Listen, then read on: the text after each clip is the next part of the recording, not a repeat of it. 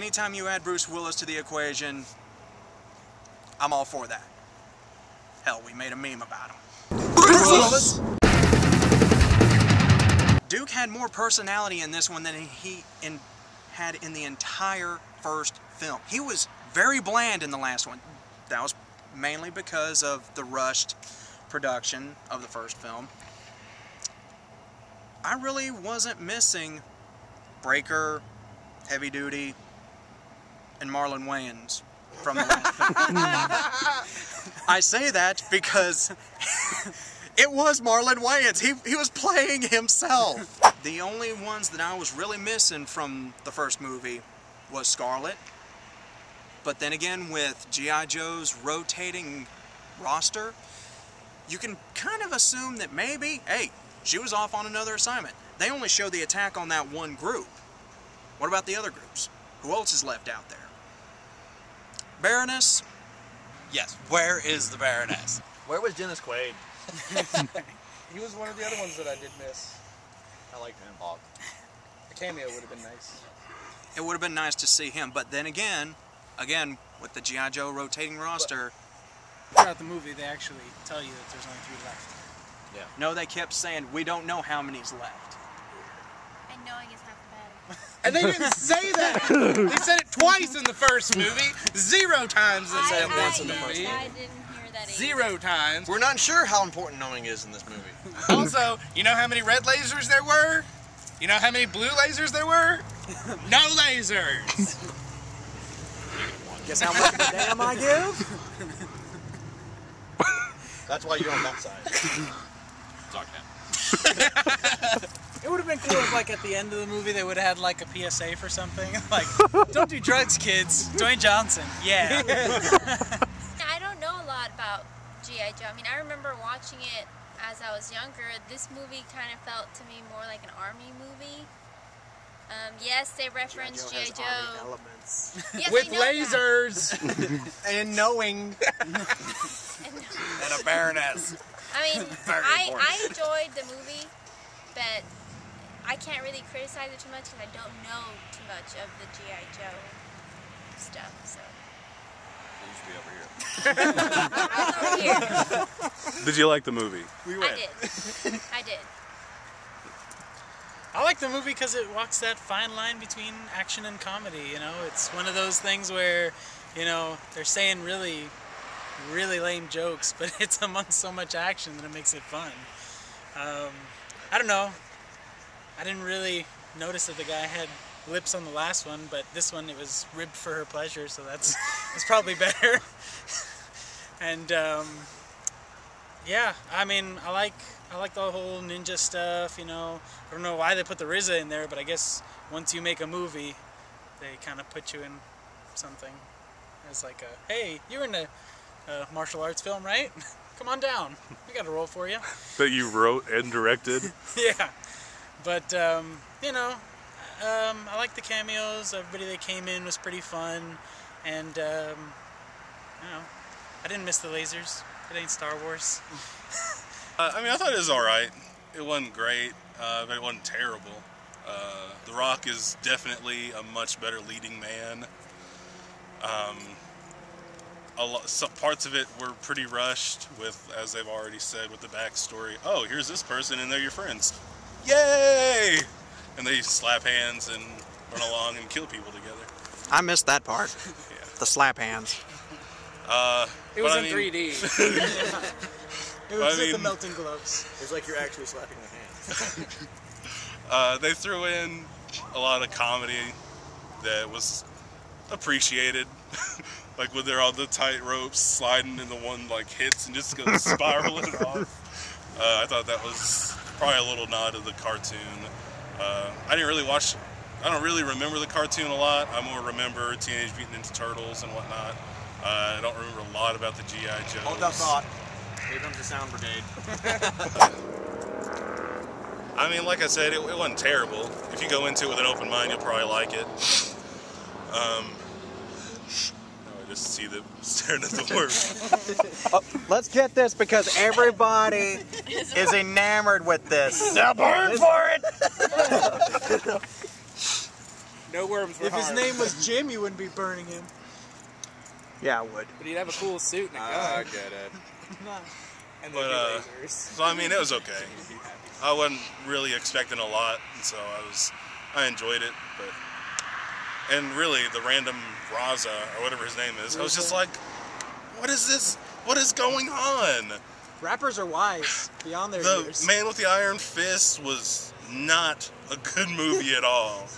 And then now, hey, we'll bring him in as some ancient kung fu master. He was the soft master. It was just, I didn't really like him. The best part about it, and I don't know, I assume this is knowledgeable, is that Channing Tatum was a very small role in this movie, and that made it infinitely better.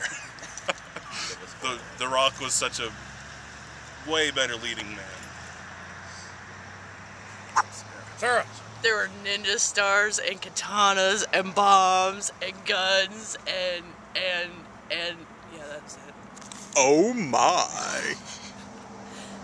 Is that pro or con? She's just stating facts at this point. Yeah, I'm just stating facts at this point. It was about an hour and a half long. I think Some my things pulse happened in rate jumped like 3D. twice. I don't know. No, go on with your thoughts. Well, that was about it. Tell us about the guys. There's this one guy who did what? That shot one guy, and then there's another guy that shot another guy, and then there's one guy that just didn't shoot another guy, and so I don't know. He got shot. Okay. The good, the bad, and the factual. Okay, there's definitely some disagreements over how good or how bad this one is, especially compared to the first one. But fortunately, the final scores are my department. Okay, story first. This film follows the events of the last one. Cobra Commander is back, freeing himself from prison, and he hatches a plan to take over America and eventually the world. Of course! Cobra launches his revenge scheme with chameleon agent Zartan posing as the president, and launches a sneak attack on G.I. Joe. The survivors, led now by Roadblock, played by Dwayne "The Rock" Johnson, set out to get some revenge of their own. And awesomeness ensues. Here's your cast. For the Joes, we have Duke, played by Channing Tatum. He's got quite a bit more personality in this one, for as long as he's in it. One second. Things don't exactly go well for Duke. But from a fan standpoint, if you've been following the movie through its production, this probably won't be a huge shock to you. But that being said, I freaking love this movie. Our leading man is Roadblock. I loved Dwayne Johnson in this role. The character is seen by many to be the glue that holds the Joe team together, but he has never really been fully comfortable leading. Now he has to step forward and take that role. I've always liked Johnson as an actor, and he instills a good balance of strength, leadership, humor, and badassitude, making for a well-rounded rendition of Roadblock. From the last film, we have Snake Eyes, again played by Ray Park. The silent ninja commando of the Joes is back and better than ever. He's got some of the best fight scenes in the movie, alongside his arch-nemesis and former sword brother, Storm Shadow. And yes, their story continues from the last film, with some unexpected twists. We're missing Scarlett from the last film, but we've got Lady J in her place, played by the lovely Adrienne Palicki. This woman kicks all kinds of ass. She's got decent character development and can easily hold her own aside the rest of the team, acting as weapons expert and intelligence operative. Next up is Flint, played by DJ Catrona. He doesn't get a whole lot of development, but I actually still really liked him. He's a bit of a rogue, deviating from the attack plans to do his own thing, but his loyalty is never questioned. He also has a parkour fighting style which is actually quite effective and interesting to watch. Another new character introduced is Jinx, played by Elodie Yoon. She is Snake Eyes' protege and cousin to Storm Shadow, so her loyalties are questioned early on, but she rises to the challenge, as does her body count score. And the most epic addition to the cast is... Yep, he's in this one too, playing the original G.I. Joe himself, General Joseph Colton. Call me Joe. While he may not be in it as much as I'd like, Willis is still in the film long enough to help kick some Cobra ass. And speaking of which, here are your villains. As said before, Cobra Commander's back. now with the proper helmet. And not to slam on Joseph Gordon-Levitt, I think he's a great actor. He just wasn't Cobra Commander for me, guys.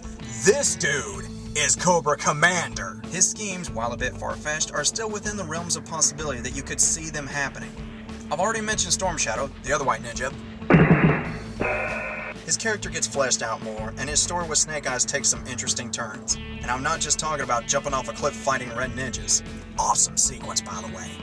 The new guy for Cobra is Firefly, their saboteur and demolition specialist. His catchphrase? Making more things go boom by 9 a.m. than most people do all day. And as surprising as it may sound, he manages to hold his own fairly well against the Joes, even going toe-to-toe with Roadblock. Shoot, they even break out some gun caught at one point. That's badass! So, said the good, what don't I like about the movie? Not as much as I would have thought. I do miss having Scarlet, Heavy Duty, Breaker, and General Hawk from the last movie, as well as Baroness and Destro. But I am not missing Marlon Wayans as one of the Joes. Sorry to the Marlon Wayans fans. I love the Wayans brothers. I love all of them. They're hilarious. They're awesome. But he just wasn't a good Joe to me. The story is pretty standard while still able to keep your attention. The characters are interesting, and most get their appropriate amounts of screen time to help add to their development and further the plot. Though I will concede that the way some of them are introduced feels a bit forced at times. The sci-fi aspects have been toned down a tad from the last film, while still feeling a little futuristic with the tech.